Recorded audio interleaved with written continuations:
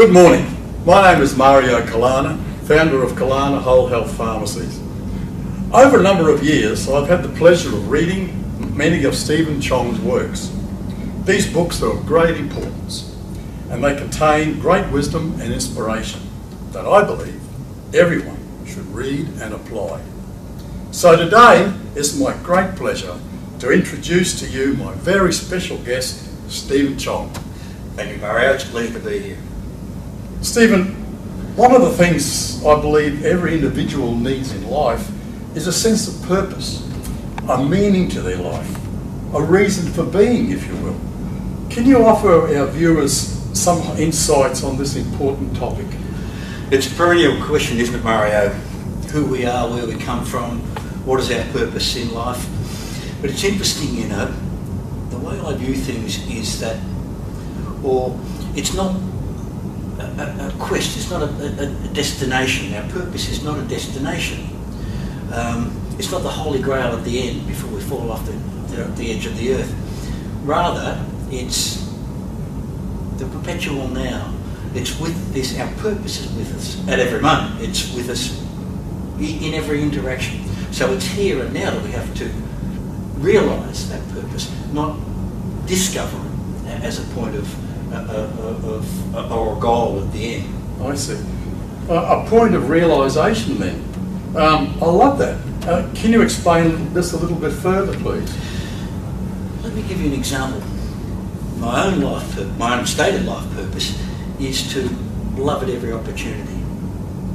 Now you think about that, that's not easy, not easy in some circumstances, but it's there with you at every moment. So in every interaction, and every, whatever it might be, positive or negative, it's inherent within that purpose to realise the love that's inherent in that moment.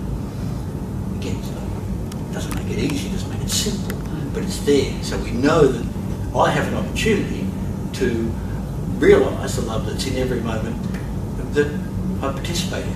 Yeah. Really interesting, is it? It's not a point of destination, it's not a quest. Yes. It's a point of knowing that you're eternally within that moment of grace.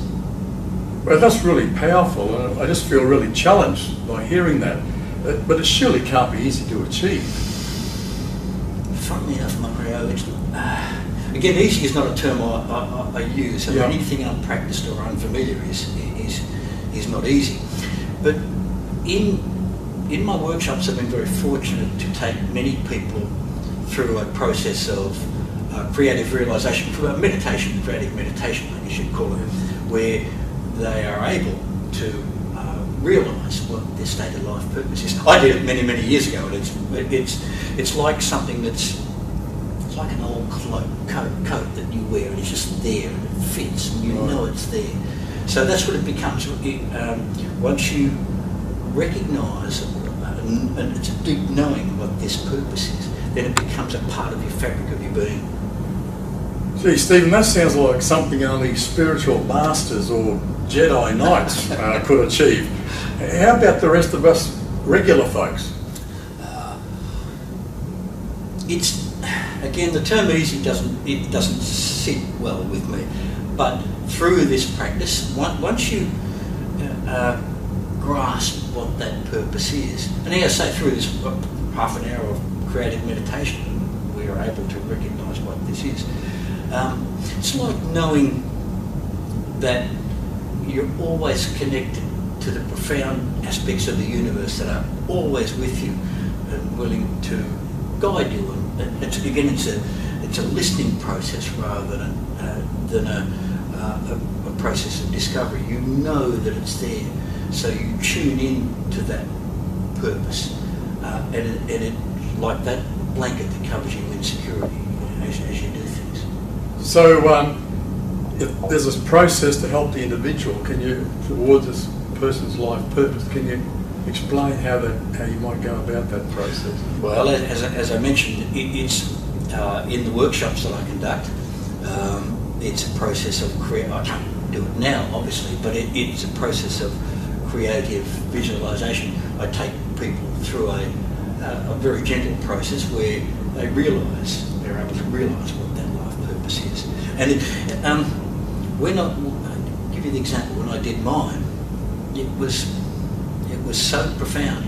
I heard the voice speaking to me saying, this is what it is. And I can still hear it. It's there. It's just there with me. Yes. So it's not difficult to do, quite frankly, just Yeah. to get a process of creative meditation. It seems to me that this life's purpose is closely linked to the importance of our values in our own life. Yes, it is. Is there a connection between this? Oh yes, yes. Picture, if you will, a pyramid, and the base of the pyramid for me is, and the pyramid represents our life, if you will, and the base of the pyramid are our values. Our values are the foundation of our life, and they have a direct impact, direct relationship with how we do things, how we behave. So what our values are has a direct, it's like a prism through which we view the rest of the world. Yeah. For example, if one of my stated values is honesty and integrity, so I view the things that I do in my behaviours through that prism of honesty and integrity. Hopefully, in all the things that I do, I express that honesty and integrity. Conversely, I could look at other people and watch their behaviour and think, well, I'm not happy with it. I don't like the way you do things, which I would consider not so honest or not so integral. Is that the word? Yes, yes. But I'm viewing the world and my interaction with others through the prism of my values. Yeah. So through your workshop, you'll be able to get people to get in touch with not only their purpose but also the values. That's correct. That underpin them. Yes, Mario, that's the way it works. So again, through simple exercise, we're able to articulate what the individual's values are. Remember, they're set, and there's no right or wrong with these values. They just are. Yours are different to mine, and that's all perfectly fine. So we have to articulate what they are, but then we have to animate what it means. So, for example, integrity. Now, if the word has a particular meaning for me, that might be very different for you. Now, what one to the other means is quite frankly irrelevant, but you know that integrity for you works in a particular way. It's how you animate it, how you define it, which is so powerful. We've spoken about on a personal level, but does this work in an organisational context as well? Oh yes, yeah, absolutely. I've said it many times through working with people and organisations over the years. Any organisation that hasn't articulated its value set doesn't know how to behave. Any organisation that hasn't articulated its value set would probably find itself unable to attract and retain quality. Becomes high turnover because people wonder why they should stay in an organisation that hasn't got a value set. You would probably find, I've seen organisations that haven't articulated their values that have, let's say, mountains of customer complaints the other day, and wonder why these things happen. But same for the individual, for organisations. Once you know what your values are, then that's going to affect how you and the organisation behaves. It makes complete sense, Stephen. In your book, The Music of the Soul, and I mean, I love reading all your books. Thank you. You speak about the power of goal setting. So can you offer some short insights into how this might work for people as individuals? It's very interesting, isn't it, Mario? How we think is the greatest creative process that we have. I mean, how we think defines our world, doesn't it? It creates our world. Yes. For me, goal setting is merely harnessing the power of that thought process to establish a point to say, this is where I want to be, as distinct from where I am. I'm not happy perhaps with where I am, or want to achieve to a higher level or a different level. So the mind is like a heat-seeking missile. Once it's focused on a particular point, then the universe conspires to help you. That's the way it works. The universe gloriously says, oh, thank God, they've focused on something that they want. And it will pour then, the universe pours resources into helping you create that thing. Yeah. And yet there seems to be a majority of people in life that seem to fail to achieve their stated Oh, aims. isn't it Do interesting? you know why? Yeah.